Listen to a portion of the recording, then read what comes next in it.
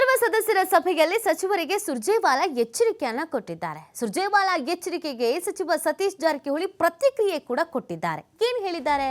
ಸುರ್ಜೇವಾಲಾರವರು ಸರಿಯಾಗಿ ಹೇಳಿದ್ದಾರೆ. ಮೊದಲು ಪಾರ್ಟಿ ಅಂತ ನಾವು ಹೇಳಿದ್ದೇವೆ, ಆ ನಂತರ ಉಳಿದಿದ್ದೆಲ್ಲ ದಲಿತರ ಸಭೆಯ ಬಗ್ಗೆ ಹೇಳಿದ್ದಲ್ಲ.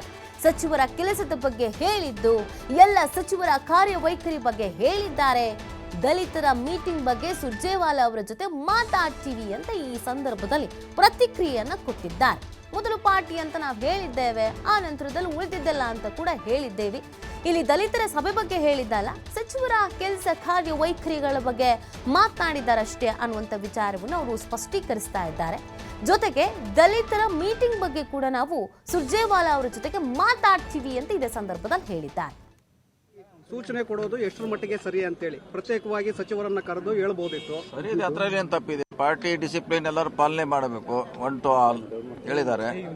ಅದರಲ್ಲಿ ಏನು ತಪ್ಪಿಲ್ಲ, ಕರೆಕ್ಟ್ ಆಗಿ ಹೇಳಿದ್ದಾರೆ. ಸಭೆಗಳನ್ನೇ ಉದ್ದೇಶವಾಗಿ ಇಟ್ಕೊಂಡು ಈ ಮಾತನ್ನ ಹೇಳಿದ್ದಾರೆ ಅಂತ ಹೇಳಿ. ಸಭೆ ಅಂತ ಏನಿಲ್ಲ, ಪಾರ್ಟಿ ಬಿಟ್ಟು ಅವ್ರು ಹೇಳಿದ್ದು. ಪಾರ್ಟಿ ದೊಡ್ಡದು, ಪಾರ್ಟಿ ಬಿಟ್ಟು ದೊಡ್ಡವ್ರು ಯಾರು ಇಲ್ಲ, ಅದು ಸರಿ ಹೇಳಿದ್ದಾರೆ. ಪಾರ್ಟಿ ಬಿಟ್ಟು ಏನಿಲ್ವಲ್ಲ, ನಮ್ಮ ಹೋರಾಟಗಳು ನಮ್ಮ ವಿಚಾರಗಳು ಇದರಿಂದ ಪಾರ್ಟಿ ಇದೆ, ಹೀಗಾಗಿ ನಮ್ಗೆ ಅದು ಕನ್ಸಿಡರ್ ಆಗೋಲ್ಲ. ಈಗ ಕಾರ್ಯಕರ್ತರು ಮುಖ್ಯ, ಸಚಿವರು ಮುಖ್ಯ ಅಲ್ಲ ಅಂತೇಳಿ ಡಿ ಕೆ ಶಿವಕುಮಾರ್ ಅವರು ಕೂಡ ಓಪನ್ ಆಗಿ ಹೇಳಿದ್ದಾರೆ. ಅದನ್ನು ನಾನು 10 ಸಲ ಹೇಳಿದ್ದೀನಿ. ಕಾರ್ಯಕರ್ತರಿಂದ ನಮ್ಮ ಸರ್ಕಾರ ಮಂತ್ರಿಗಳಾಗಿದ್ವಿ, CM ಆಗಿದ್ವಿ. ಕಾರ್ಯಕರ್ತರಿಗೆ ಪ್ರಾಮುಖ್ಯತೆ ಕೊಡಬೇಕಂತ ನಾವು ಕೂಡ ಹೇಳಿದ್ವಿ, ಇದನ್ನು ಅವರು ಕೂಡ ಹೇಳಿದ್ದಾರೆ.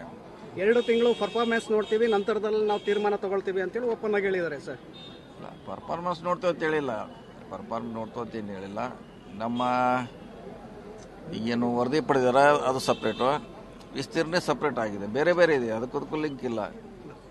ಸರ್, ಮತ್ತೇನಾದರೂ ದಲಿತ ಸಮುದಾಯದ ಸಚಿವರ ಸಭೆ ನಡೆಸ್ತೀರಾ ಸರ್? ಇಲ್ಲ, ಅದನ್ನ ನೋಡೋಣ. ಆಮೇಲೆ ಇನ್ನು ಸಾಯಂಕಾಲ ಇದೆ CLP ಅಲ್ಲಿ. ಇನ್ನು ಇದು ಸೀಮಿತವಾಗಿ ಗಾಂಧಿ ಭಾರತಕ್ಕೆ ಹೆಚ್ಚು, ಮಿಕ್ಕಿದ್ದೆಲ್ಲ ಚರ್ಚೆ ಸಾಯಂಕಾಲ CLP ಅಲ್ಲಿ ಚರ್ಚೆ.